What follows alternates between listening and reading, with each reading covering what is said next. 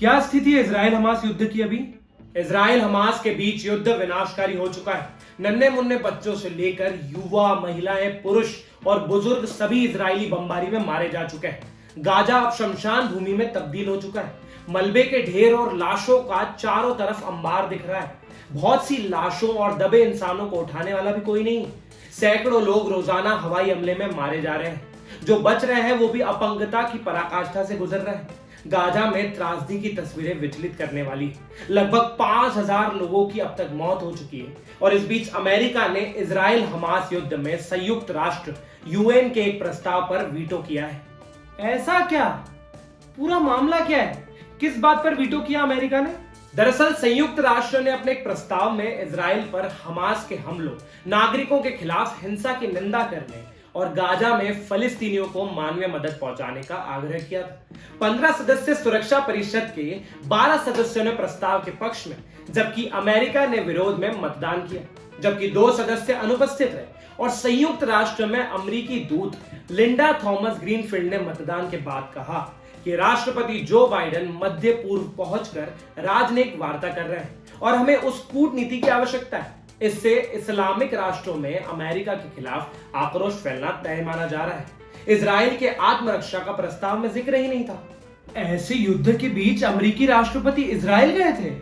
हाँ, और सिर्फ अमेरिकी राष्ट्रपति इजराइल नहीं गए, बल्कि ब्रिटिश प्रधानमंत्री ऋषि सुनक भी इजरायली दौरे पर गए थे और इजराइल के राष्ट्रपति नेतन्याहू से मुलाकात के बाद ब्रिटिश पीएम सुनक ने कहा कि ऐसी भयानक परिस्थितियों में इजराइल का दौरा करने का मुझे दुख है।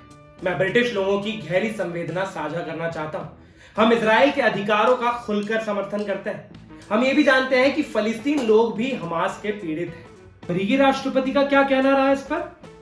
अमेरिकी राष्ट्रपति जो बाइडेन ने युद्ध को लेकर अपना रुख साफ किया है। बाइडेन ने राष्ट्र को संबोधित किया और साफ कहा कि हम हमास जैसे आतंकवादियों और पुतिन जैसे अत्याचारियों को नहीं जीतने दे सकते और ना ही जीतने देंगे।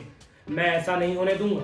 बाइडेन ने कहा कि मैंने हमास द्वारा बंदी बनाए गए अमेरिकियों के परिवारों से बात की है। हम उनके परिजन को घर लाने के लिए हर संभव प्रयास कर रहे हैं। राष्ट्रपति के रूप में मेरे लिए बंधक बनाए गए अमेरिकियों की सुरक्षा से बढ़कर कोई प्राथमिकता नहीं।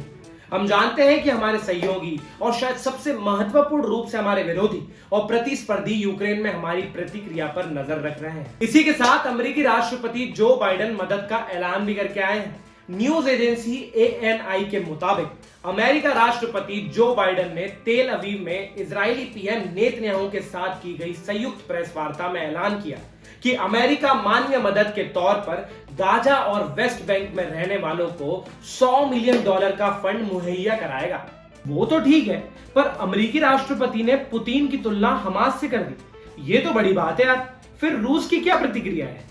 रूस के विदेश मंत्रालय ने गाजा पट्टी में नागरिकों के लिए इजिप्ट से 27 टन मानवीय सहायता भेजी है।